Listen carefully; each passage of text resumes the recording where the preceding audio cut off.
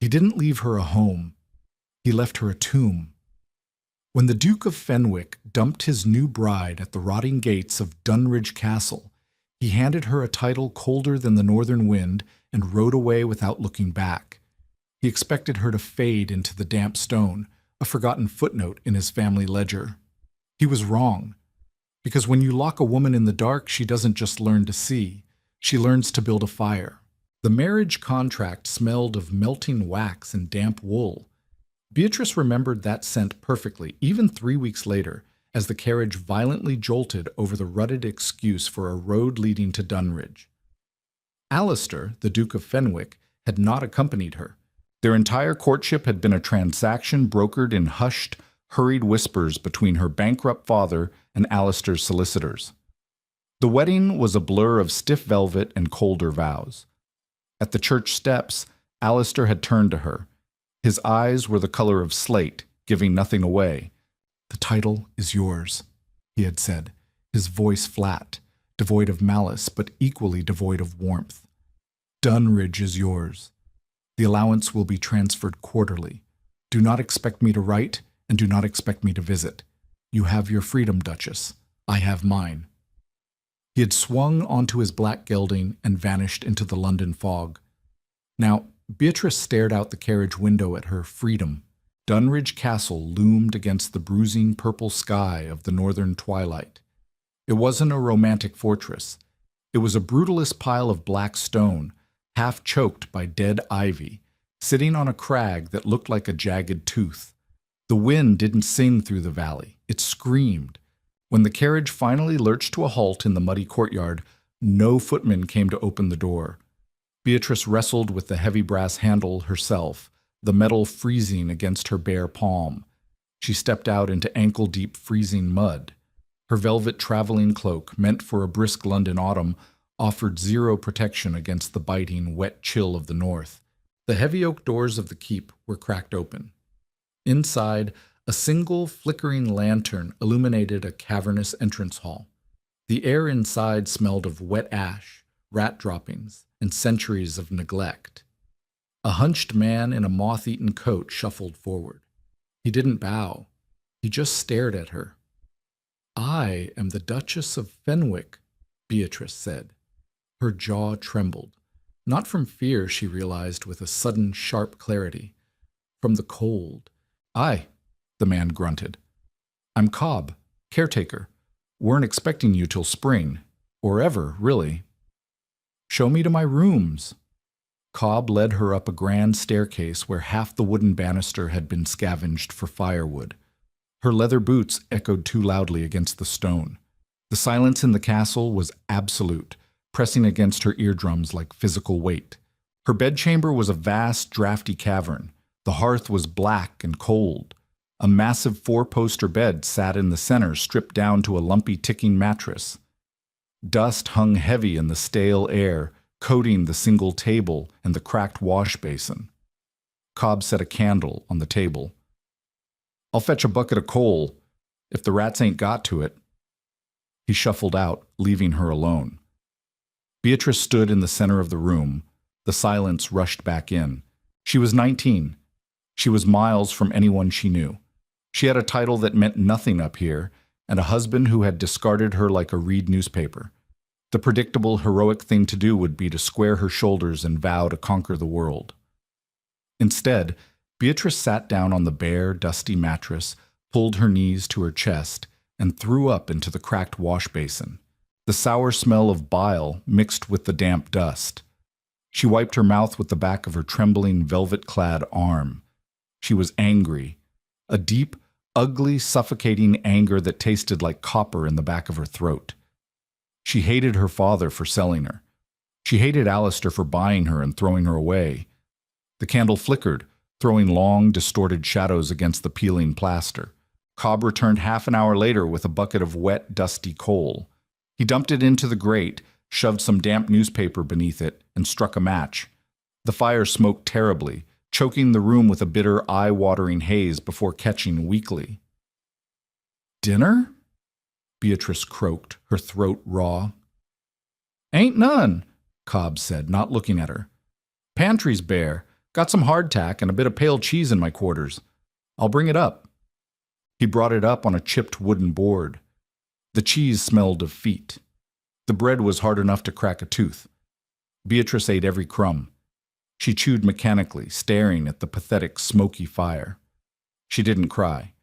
Crying expended heat, and she was freezing to her bones.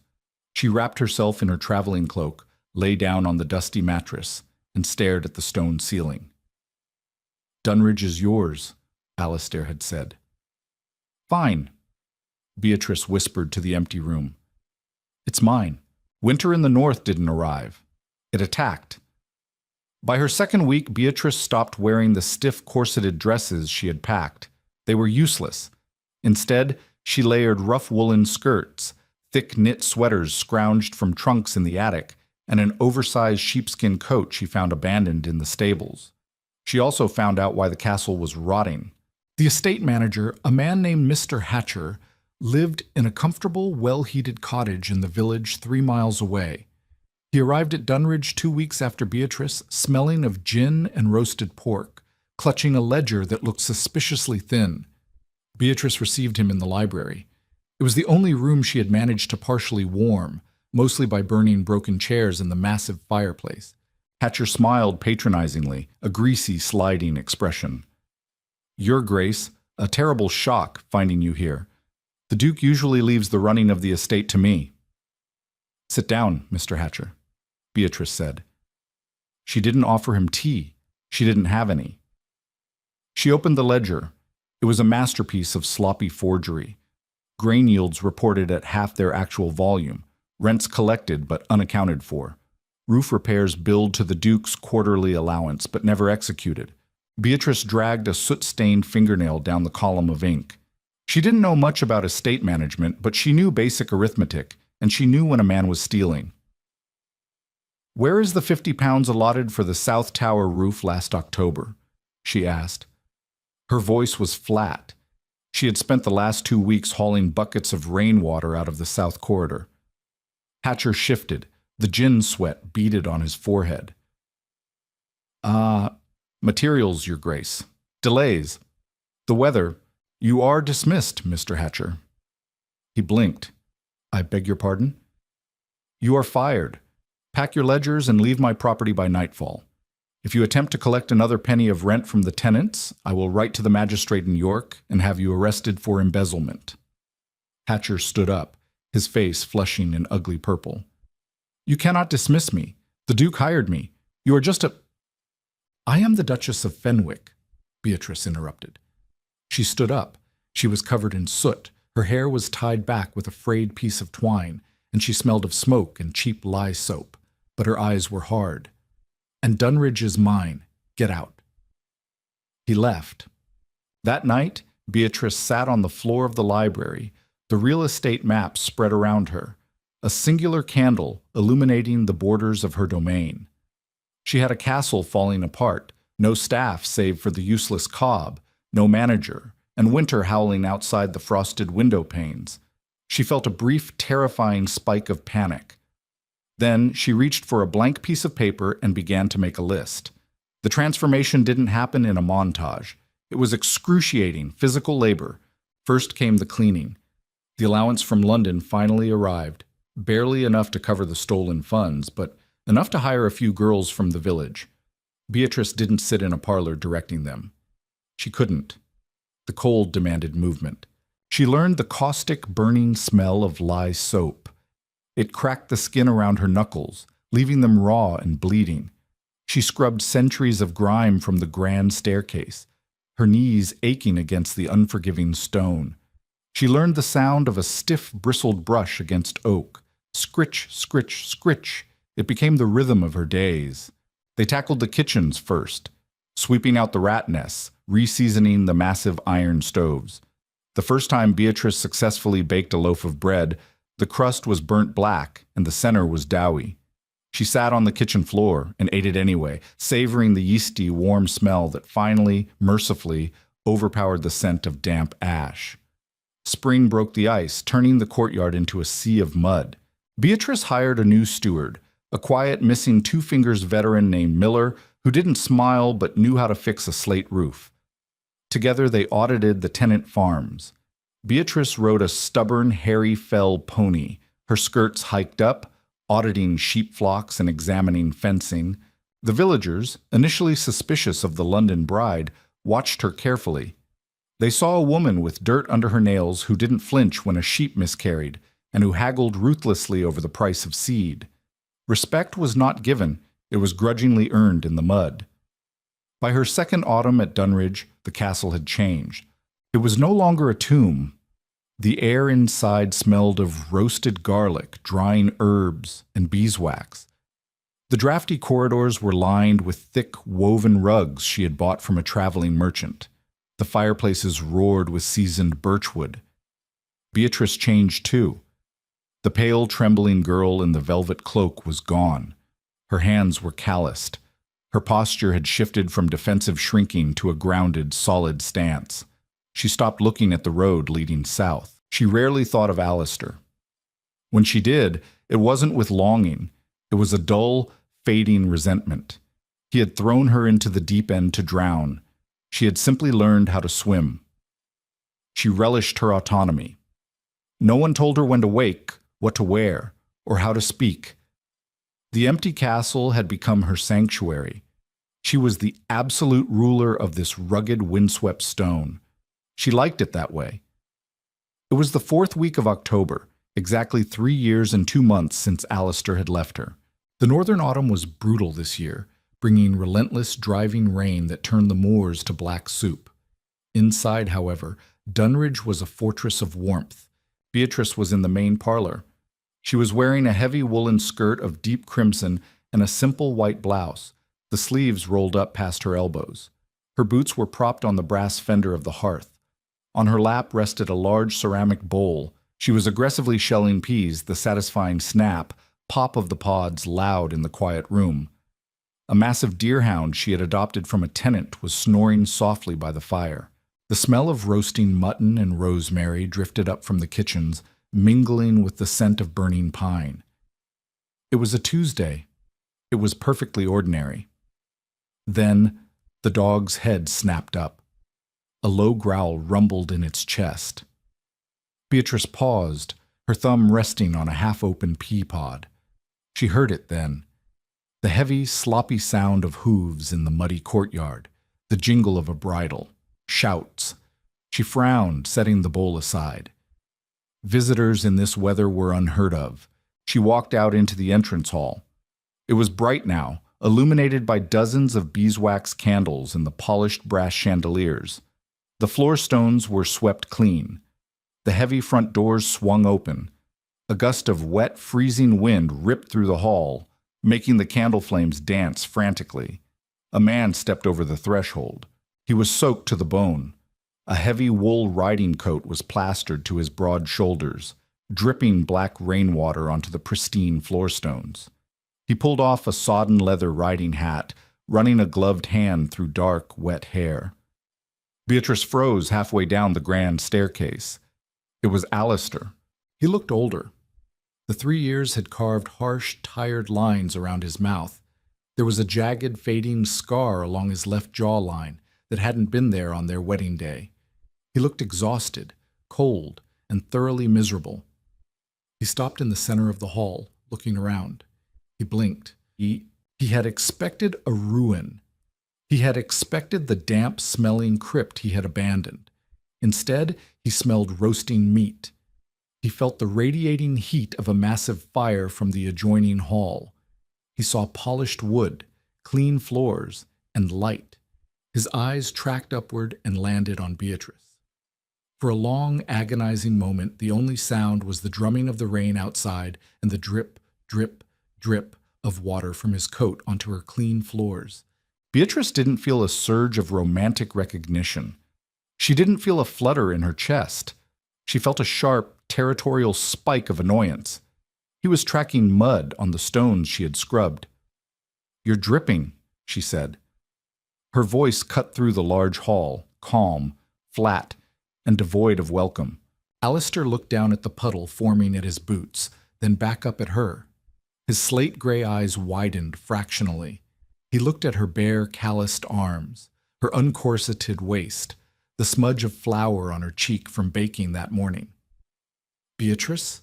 he asked. His voice was hoarse, raspy from the cold.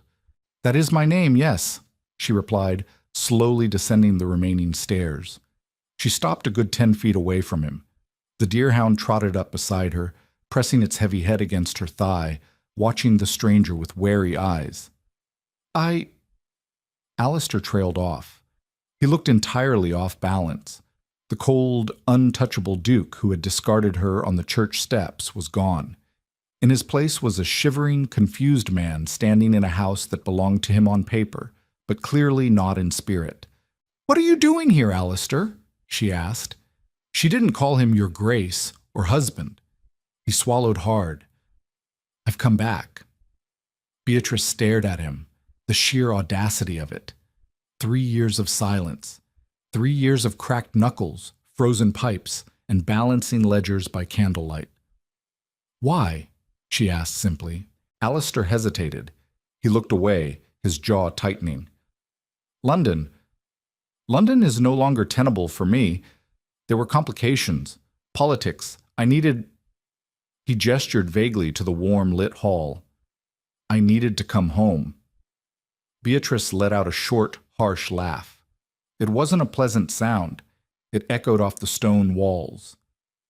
"Home?" she repeated. "You don't have a home here, Alistair." "It is my castle," he said, though there was no heat in it. It sounded like a reflex. "Is it?" Beatrice stepped closer. She could smell him now, wet wool, horse sweat, and the sharp metallic tang of exhaustion. "When you left it, it was a rotting pile of stone. It was a grave. I dug it out. I fixed the roofs. I fired your thieving steward. I bled into the floorboards of this place." She pointed a finger at his chest. "You own the deed. But this house? It's mine." Alistair didn't argue. He looked at her, really looked at her, taking in the fierce, unyielding set of her shoulders. A strange expression flickered across his face, something akin to shock, slowly giving way to a reluctant, exhausted respect. "I'm freezing, Beatrice," he said quietly. "All the fight seemed to drain out of him. And my horse is blown. Will you turn me out into the storm?" Beatrice looked at his shivering frame. She hated him in that moment. She hated that he had returned to disrupt the peace she had fought so bitterly to build. But she was not a monster. She knew what the northern cold could do to a body. "Miller will take your horse," she said coldly. "Take off those boots before you walk any further. Cobb will show you to the guest chambers in the east wing. They are drafted, but there is a fire." "The guest chambers?" Alistair asked, a brow twitching upward. "Not the master suite?" Beatrice looked him dead in the eye. "I sleep in the master suite, and I don't share my bed with strangers." She turned her back on him, walking toward the parlor. "Try not to ruin the rugs, Your Grace." Morning at Dunridge did not tiptoe in. It broke over the crags like shattered glass. Beatrice woke before dawn. The air in her chamber was sharply cold, carrying the metallic tang of impending snow. She didn't linger beneath the heavy down quilts.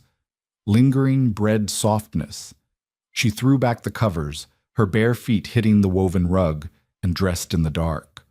No corset, no silks. She pulled on thick wool stockings, a flannel shift, and a heavy charcoal-colored day dress that had been mended twice at the elbows. When she entered the kitchens, the massive iron stoves were already radiating a low, comfortable heat. Martha, a scullery maid from the village, was kneading dough with flour-dusted forearms. Miller sat at the scrubbed wooden table, a mug of black tea steaming in his gnarled hands. "The gelding threw a shoe in the mud yesterday," Miller grunted by way of greeting. "Needs the farrier, assuming His Grace intends to ride it again."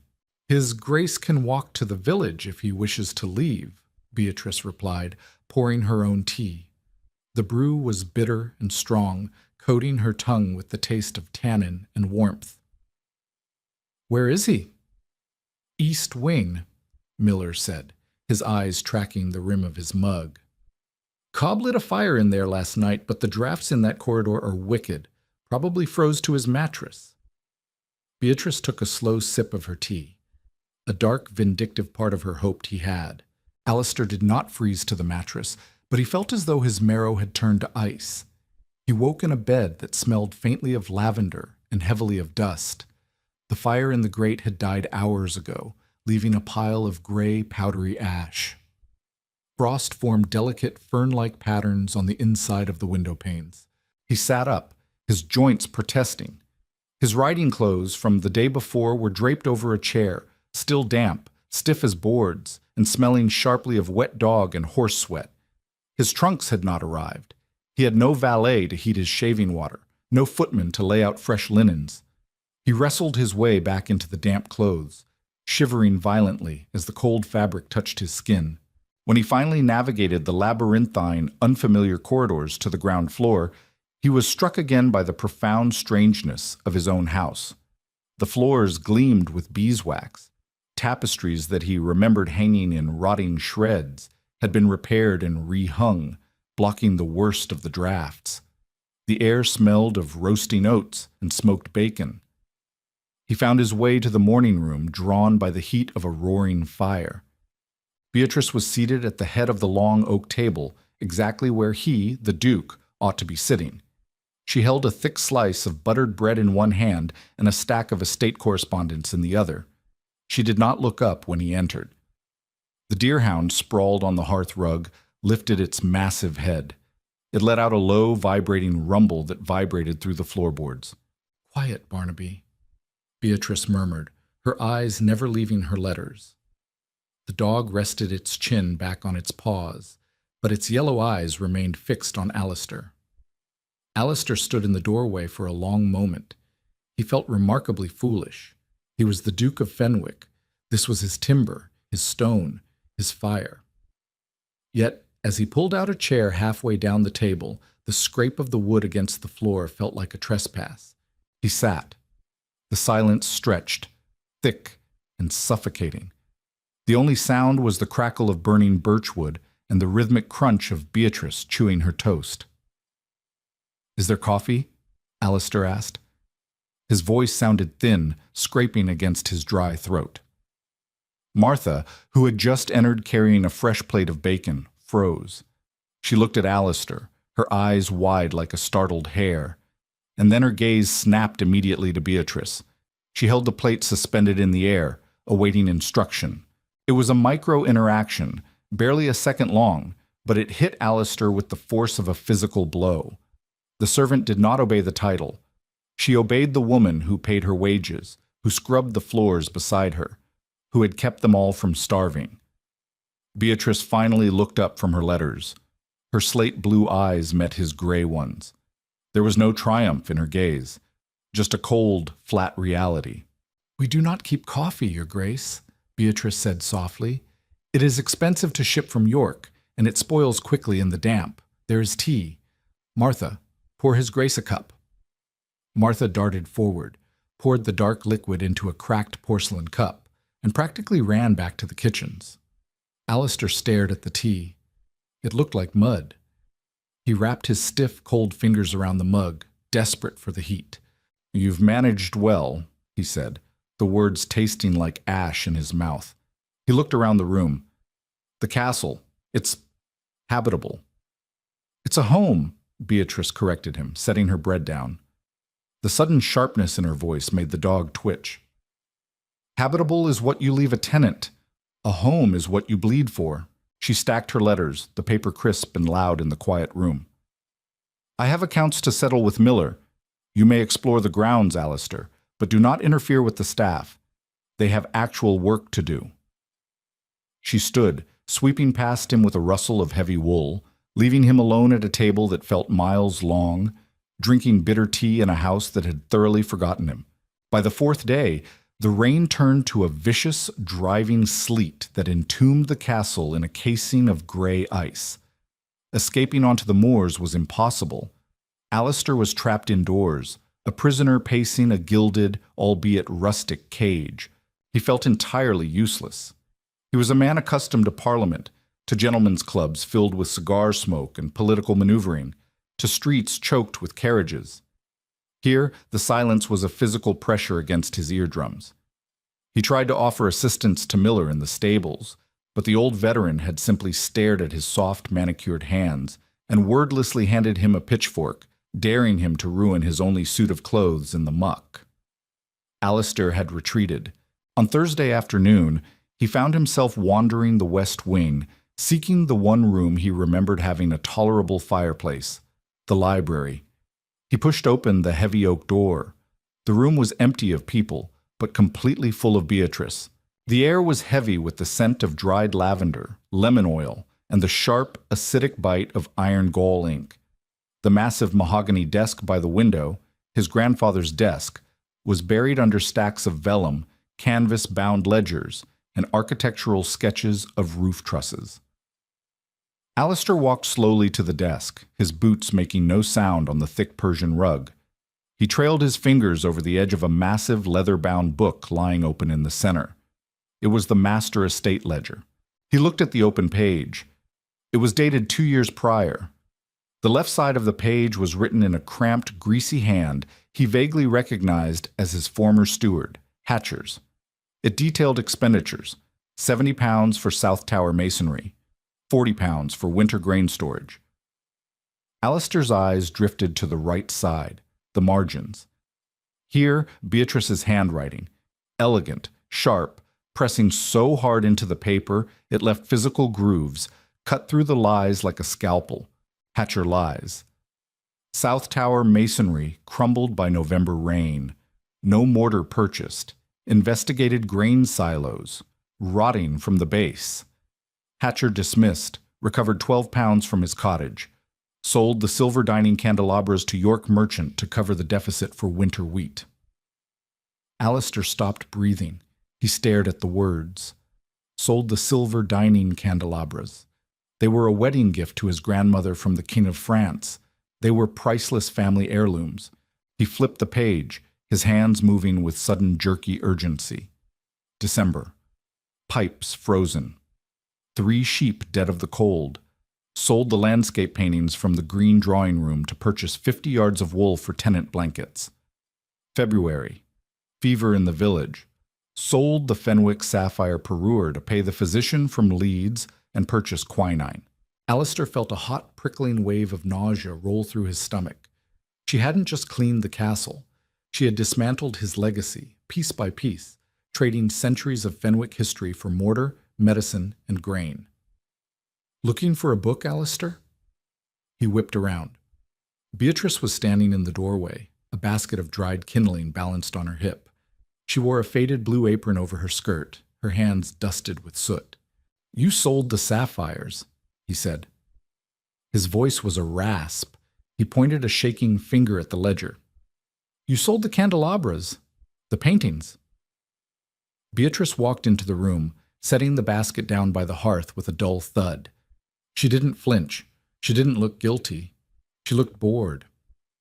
"I did," she said, kneeling to arrange the kindling in the grate. "That was my family's heritage," he snapped, taking a step toward her, a sudden, unfamiliar anger flaring in his chest. "Those jewels have belonged to the Duchesses of Fenwick for 300 years. Beatrice stood up and turned to face him. She was smaller than him, but in that moment she seemed to take up the entire room. And they belonged to a Duchess of Fenwick who was starving to death in a freezing castle because her husband left her with a thieving steward and a bankrupt allowance," she said, her voice dropping to a dangerously quiet register. She closed the distance between them, stopping mere inches away. He could smell the soot on her skin, the clean sweat of manual labor. "Do you know what heritage tastes like, Alistair? It tastes like boiled shoe leather and stale water. I couldn't feed the tenants with a landscape painting. I couldn't patch the roof with sapphires. So I traded your dead ancestors' vanity to keep your living tenants from freezing in the dirt." She poked him hard in the chest with a soot-stained finger. "You left me a graveyard. I had to sell the tombstones to buy shovels. Do not dare to come into my house and lecture me on heritage." Alistair stared down at her, his anger evaporating, replaced by a hollow, sickening realization. She was right. Every word was an executioner's blade, and he had laid his own neck on the block. He stepped back, running a hand over his face. As he did, his fingers caught the edge of the jagged scar running along his jawline. Beatrice's eyes darted to the movement. She had noticed the scar the night he arrived, of course, but hadn't cared enough to ask. Now, in the stark gray light filtering through the sleet-battered windows, she saw how vicious it was. It wasn't a clean fencing slice. It was puckered, torn tissue, as if the skin had been ripped by something blunt and heavy. "What happened to your face?" she asked. The question slipped out before her pride could swallow it. Alistair dropped his hand. He looked at the floor, the fight completely drained out of him. "London politics," he said, his voice flat, devoid of its usual aristocratic polish. "I backed the wrong faction in the House of Lords. A dispute over the Corn Laws. I thought I was making a principled stand. My allies disagreed. They withdrew their financial backing. My creditors called in my debts all at once." He looked up at the ceiling, swallowing hard. "I lost the townhouse, Beatrice. I lost the estates in Kent. When I refused to change my vote, I was ambushed in an alley behind St. James's. 3 men with brass knuckles and a broken bottle." He touched the scar again, a ghost of a flinch crossing his eyes. "They left me in the gutter. Told me that if I showed my face in Parliament again, they would finish the job. I had no money, no allies, no friends." He looked back at her, his gray eyes startlingly vulnerable. "I had nowhere else to go. This is all that's left." Beatrice stared at him. The arrogant duke who had discarded her on the church steps was gone. The man standing before her was broken, beaten out of his own life, seeking refuge in the very place he had condemned her to. She felt a dangerous, unwanted tightening in her chest. Empathy. It felt like poison. She didn't want to pity him. Pity was a bridge, and she had burned all bridges leading to Alistair years ago. She turned away, picking up her ledger from the desk and snapping it shut. "We are out of lamp oil," she said coldly, ignoring his confession entirely. "Use the candles sparingly tonight. I have no intention of selling the library desk to buy more." She walked out, leaving him standing in the cold, surrounded by the ghosts of the things she had burned to survive his absence. The true cold hit 2 days later. It wasn't the damp, seeping chill of autumn. It was a brutal, bone-cracking Arctic freeze that plummeted down from the Scottish Highlands, turning the very air brittle.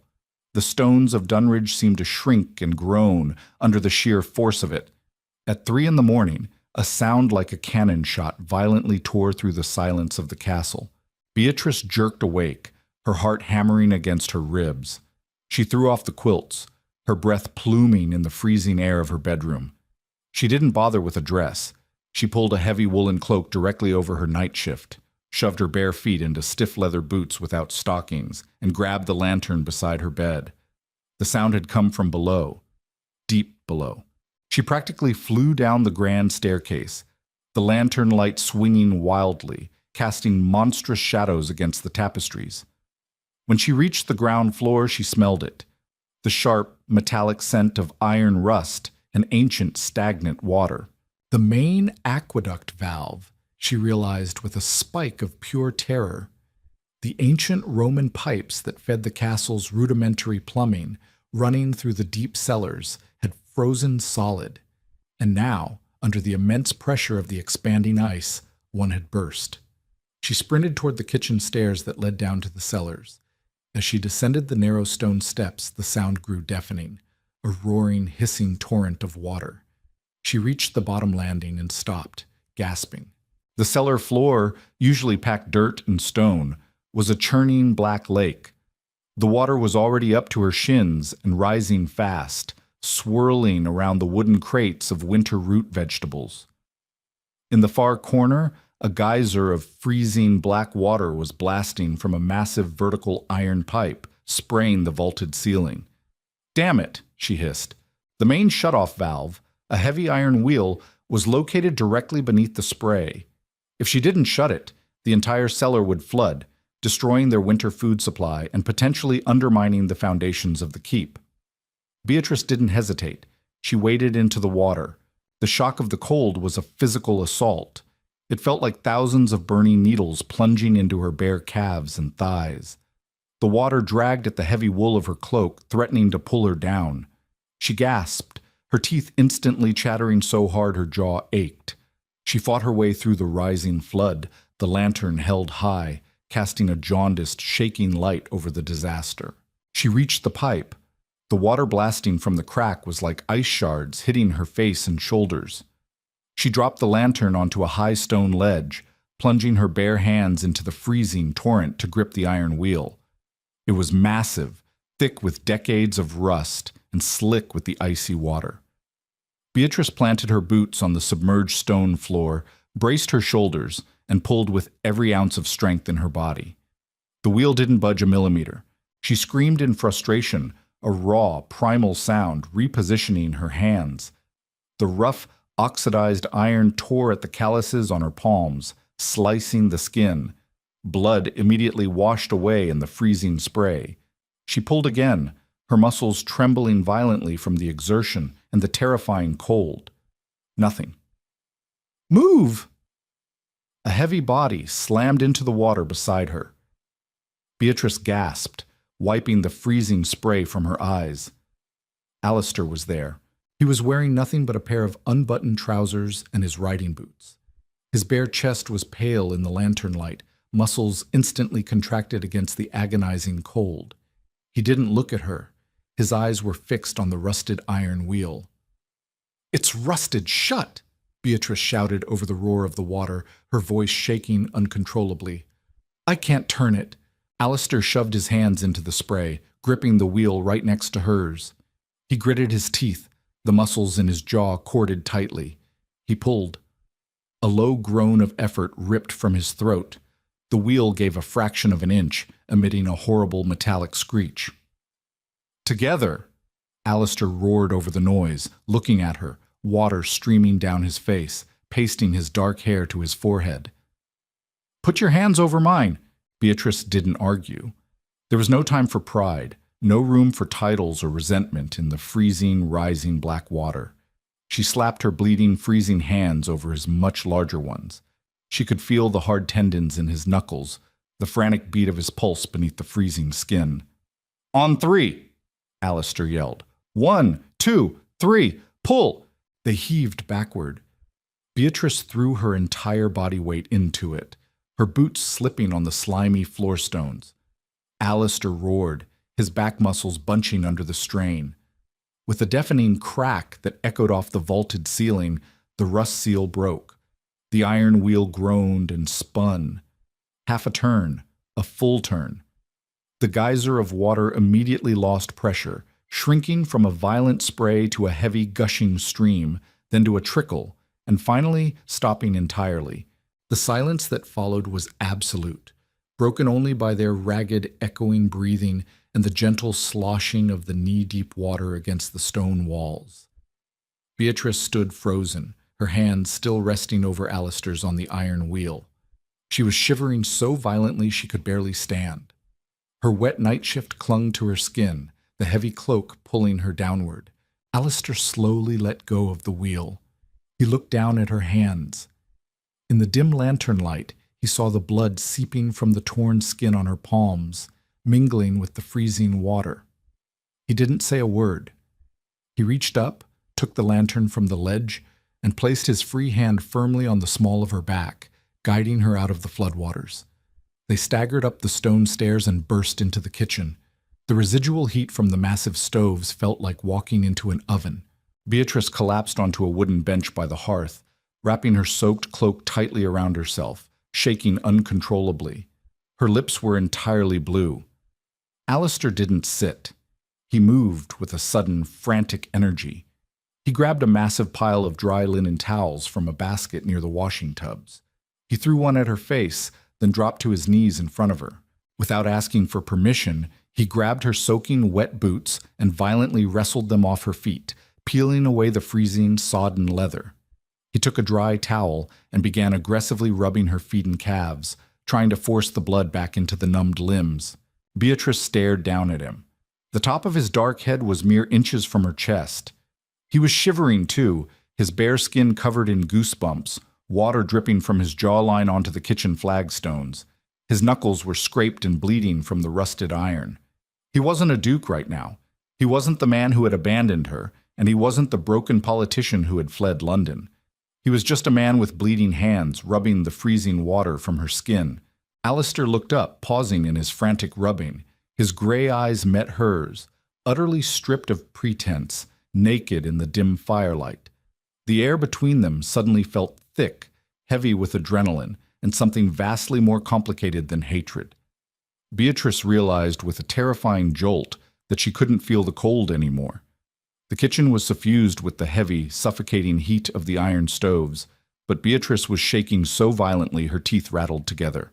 Alistair's hands stopped their frantic friction against her freezing calves.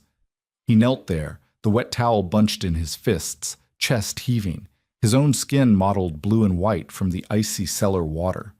He looked at her, his slate-gray eyes wide, stripped completely of the bored aristocracy he used to wear like armor.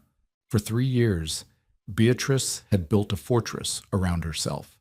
She had patched the mortar with anger and reinforced the gates with spite. She didn't need anyone.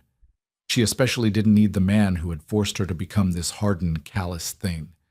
But as he stared at her, the blood from his torn knuckles smearing across the rough linen towel, the fortress cracked. Just a hairline fracture, but enough to let the heat in. She yanked her foot back. It wasn't a graceful movement. Her heel caught the edge of the heavy wooden bench, and she let out a sharp hiss of pain, pulling her knees tightly to her chest beneath the soaked wool cloak. "I'm fine," she managed to say. Her voice was jagged, broken by her shivering. Alistair didn't argue. He didn't offer a patronizing word of comfort. He simply stood, the movement stiff and agonizing. He walked over to the laundry drying racks hanging near the ceiling, pulled down 2 massive, coarse woolen blankets, and walked back. He dropped one over her head, enveloping her in a cocoon of scratchy, dry warmth, and wrapped the other around his own shaking shoulders. Then he sat on the bench next to her. Not too close, just near enough that she could feel the radiant heat of his body fighting the chill of the room. They sat in silence for an hour, watching the fire eat the birchwood, until the violent shivering finally subsided into a dull, exhausted ache in their bones. The next morning, the castle smelled of damp earth, rust, and vinegar. The cellar had to be pumped, a grueling, back-breaking task that involved setting up a hand-cranked siphon out the ground-level windows. Miller and Cobb managed the heavy lifting. Alistair tried to help, manning the crank for an hour before his soft hands blistered and burst, leaving him leaning against the stone wall, breathless and useless. Beatrice watched him from the top of the stairs. She felt a familiar spike of irritation. He was a gentleman playing in the dirt, but it was tempered by the memory of his weight pulling against the rusted iron wheel in the dark. By afternoon, she was back in the library. Her hands were bandaged with strips of clean cotton, smelling sharply of turpentine and beeswax salve. She was hunched over the desk, glaring at a piece of heavy parchment that had arrived from the local magistrate. "You are grinding your teeth." Beatrice snapped her head up. Alistair was standing in the doorway. He was wearing his dry clothes, a crumpled woolen jacket and trousers that looked distinctly worse for wear. "I am not," she lied, her jaw throbbing. Alistair walked into the room. He didn't ask for permission this time. He moved to the side of the desk, his eyes scanning the document she was trying to decipher. "Magistrate Davies," Alistair read, leaning closer. He smelled of lye soap and wood smoke. "He's contesting your right to fell the timber in the Blackwood Copse, claiming it falls under Crown jurisdiction due to an old boundary dispute. He is threatening to send constables to arrest my loggers," Beatrice said bitterly. "If I don't sell that timber to the shipyards in Newcastle by next month, I can't afford the seed for the spring planting. Davies knows it. He wants a bribe, a large one." She rubbed her temples, the rough bandages scratching against her forehead. "I've written to him 3 times. I cited the original land grants. He just ignores me. He knows I'm a woman alone up here, playing at being a lord." Alistair stared at the letter. A strange, sharp light entered his eyes. It was the first time Beatrice had seen him look entirely awake since he arrived. "He is using the Enclosure Act of 1773 to intimidate you," Alistair said softly. His voice lost its rough edge, taking on a smooth, dangerous cadence. "But he's misinterpreting the clause regarding contiguous woodlands." He reached across the desk. He didn't ask. He simply plucked the quill from Beatrice's bandaged fingers. "What are you doing?" she demanded. "I am completely useless with a pitchfork, Beatrice," he said, dipping the quill into the iron gall ink. "And I clearly cannot turn a rusted valve without nearly killing myself." He pulled a fresh sheet of heavy vellum toward him. "But I spent 10 years in the House of Lords tearing apart corrupt politicians for sport." The quill hit the paper. The scratching sound was furious, rhythmic, and precise. Beatrice watched him. The hesitation, the broken posture, the shivering vulnerability of the man in the cellar, it vanished. As he wrote, Alistair transformed back into the Duke of Fenwick, but he wasn't using the title to push her down. He was wielding it like a broadsword in her defense. 10 minutes later, he threw some sand over the ink, blew it off, and slid the paper toward her. Beatrice read it. It was a masterpiece of aristocratic brutality. It didn't just cite property law, it quoted specific, obscure parliamentary precedents. It noted, with a chillingly polite tone, that Davies's recent tax assessment seemed irregular, and suggested that the Duke of Fenwick might casually mention these irregularities to his acquaintances in the Exchequer should the constables accidentally trespass on his wife's land. It was legal extortion, wrapped in silk. Beatrice looked up from the letter. Alistair was watching her, rubbing his blistered palms against his trousers. "Send that to him," Alistair said quietly. "Your loggers will have their timber by Friday." Beatrice looked back down at the sharp, aggressive handwriting. She hated to admit it. She hated the relief that washed over her, untying the knot of anxiety in her stomach. "Thank you," she said. The words tasted like dry ash, but she forced them out. Alistair gave a short, self-deprecating nod. "It's the least I can do, since I'm eating your bread." Winter tightened its grip on the moors, burying the rutted roads in 3 feet of driven snow. For 3 weeks, Dunridge Castle was an island. The dynamic inside the stone walls settled into a fragile, cautious truce. Alistair stopped trying to perform manual labor. Instead, he took over the estate's sprawling, complicated correspondence. He dealt with the merchants in York, negotiated shipping rates for their wool, and chased down delinquent payments from distant tenant farms. Beatrice still managed the house, the physical repairs, and the staff. They operated in parallel orbits, brushing past each other in the drafty corridors, sharing silent dinners at opposite ends of the massive oak table. The hostility had evaporated, replaced by a tense, vibrating awareness. Beatrice caught herself listening for the heavy tread of his boots on the floorboards. She noticed the way the firelight caught the silver threads starting to appear in his dark hair. She noticed the jagged scar on his jawline and caught herself, more than once, wondering what the men who had put it there looked like. She hated this weakness. She scrubbed the floors harder, rode her fell pony further into the freezing wind, trying to freeze the softening out of her heart. The outside world breached their island on a Tuesday in early December. The carriage that clawed its way up the castle road was not a local wagon. It was a heavy black town carriage, its wheels chained for the ice, pulled by 4 exhausted steaming horses. Beatrice was in the courtyard, wearing her heavy sheepskin coat, helping Miller unload sacks of coarse salt for the meat cellar, when the carriage lurched to a halt. The door opened. A man stepped out into the ankle-deep snow. He did not belong here.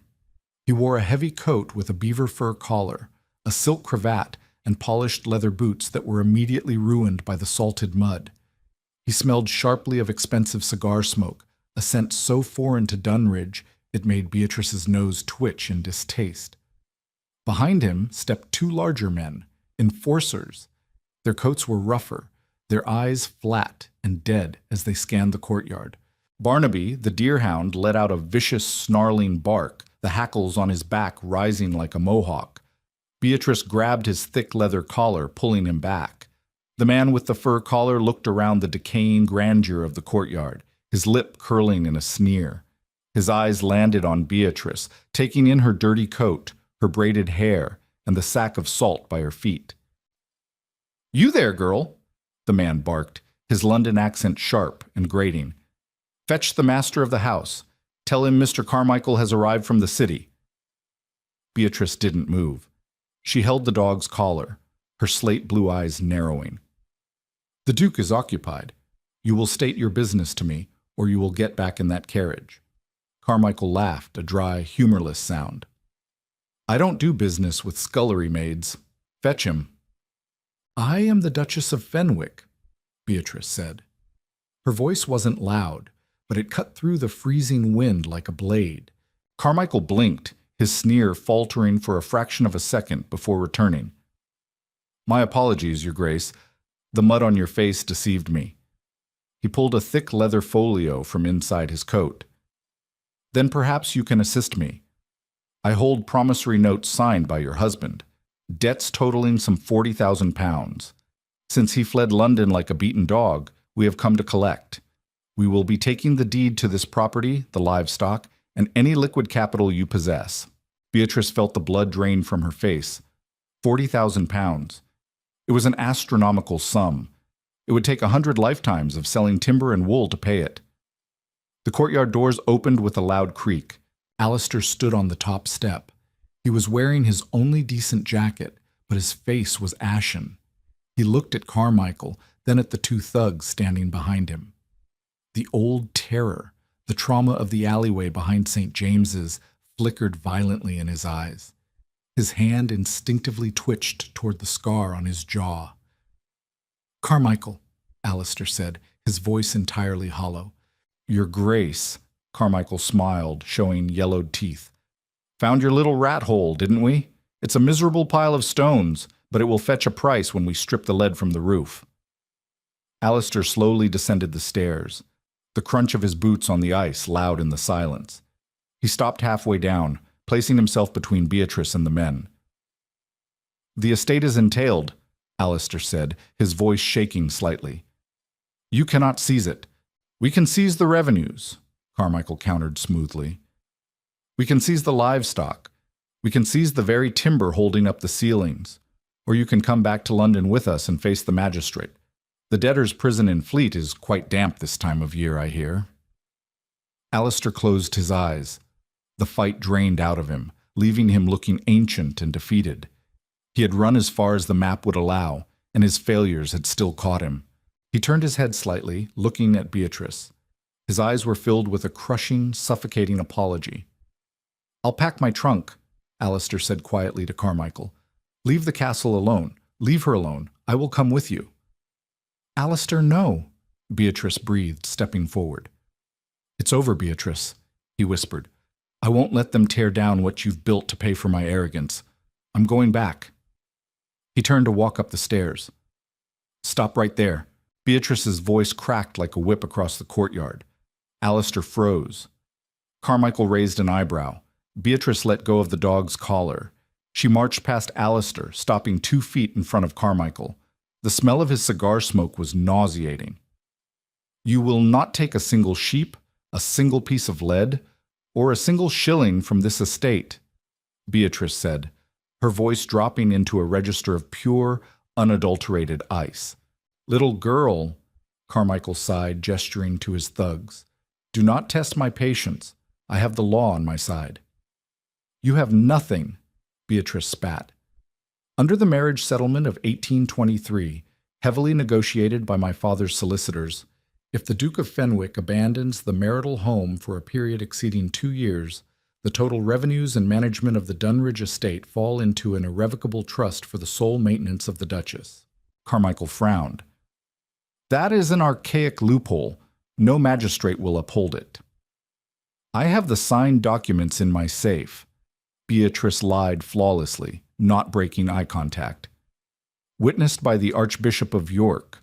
Furthermore, this estate owes no allegiance to London creditors. The livestock is branded in my name. The ledgers are in my name. If you touch a single blade of grass on my land, I will have you arrested for highway robbery before you reach the county line." Carmichael's face darkened. He took a step forward, trying to use his height to intimidate her. "You think you can play games with us, you stupid—" Click, clack. The heavy metallic ratcheting of a double-barreled shotgun echoed through the courtyard. Carmichael froze. He looked up. Miller was standing on the stone balcony above the entrance, the massive hunting gun leveled directly at Carmichael's chest. The old veteran's face was completely devoid of emotion. Beside Beatrice, Barnaby let out a roaring bark and lunged forward, his heavy jaws snapping inches from Carmichael's silk cravat. Carmichael stumbled backward, crying out in alarm, slipping on the ice and falling hard onto his back in the mud. The two enforcers instantly backed away, their hands raised, wanting no part of the snarling hound or the shotgun. "Get off my property," Beatrice said, looking down at the solicitor writhing in the salted mud. "If you or your thugs ever set foot in the North again, Miller will not aim for your chest. He will aim for your knees, and then I will let the dog finish the job." Carmichael scrambled to his feet, his beautiful coat ruined, his composure shattered. He didn't say a word. He practically dove into the carriage. The enforcers scrambled onto the backboard. The driver cracked the whip in a panic, and the heavy black carriage skidded and spun its way back down the icy road, disappearing into the white out. Beatrice stood in the courtyard, her breath coming in heavy, ragged plumes of white smoke. Her hands were shaking so hard she had to shove them deep into the pockets of her sheepskin coat. She turned around. Alistair was staring at her from the steps. He looked as though he had just watched a mountain spontaneously erupt. "The marriage settlement of 1823?" he asked, his voice barely a whisper over the wind. Beatrice swallowed hard, trying to control her heart rate. "I made it up." Alistair let out a sound that was half a gasp, half a laugh. He ran a shaking hand through his hair, leaning heavily against the stone balustrade. "You bluffed them. You bluffed 40,000 pounds of London muscle with a fake legal precedent and a crippled estate manager." "Miller is an excellent shot," Beatrice defended defensively, walking toward the stairs. "And Barnaby hates cigar smoke." She reached the bottom of the steps. She stopped. She looked up at Alistair. "Why did you do that?" he asked softly, the trace of a smile vanishing, leaving his face devastatingly open. "I gave you an out, Beatrice. I offered to leave. You could have been rid of me. You could have kept your home entirely to yourself. Why did you defend me?" Beatrice looked down at the slushy mud. She hated this part. She hated the vulnerability, the exposure of the raw, beating thing inside her chest that she had tried so hard to bury beneath the stone. "Because," she started, her voice thick, "I hate seeing things broken. You left me a broken house and I fixed it. I won't let some London scum come up here and break you on my doorstep." She looked back up, her slate blue eyes fierce and entirely unapologetic. "And because it's my house, I decide who gets thrown out into the snow." That evening, the storm finally broke. The sky bruised into a violently clear purple, and the air inside the castle smelled of ozone, wood smoke, and melting ice. Beatrice sat in the library nursing a glass of harsh, fermented cider. Her bandaged hands throbbed with a dull, rhythmic ache. The adrenaline from the courtyard confrontation had entirely evaporated, leaving her hollowed out and heavy in her chair. The heavy oak door creaked. Alistair stepped in. He had shed the damp jacket, wearing only a simple white linen shirt and rough wool trousers. He looked entirely stripped down. He carried a small, battered leather book, his personal ledger. He didn't approach the desk immediately. He stopped by the hearth, watching the birch logs pop and spit. The silence between them wasn't the suffocating, hostile pressure of his first week. It felt like a held breath. "I can't unsay what I said on the church steps," Alistair spoke to the flames, his voice raspy and low.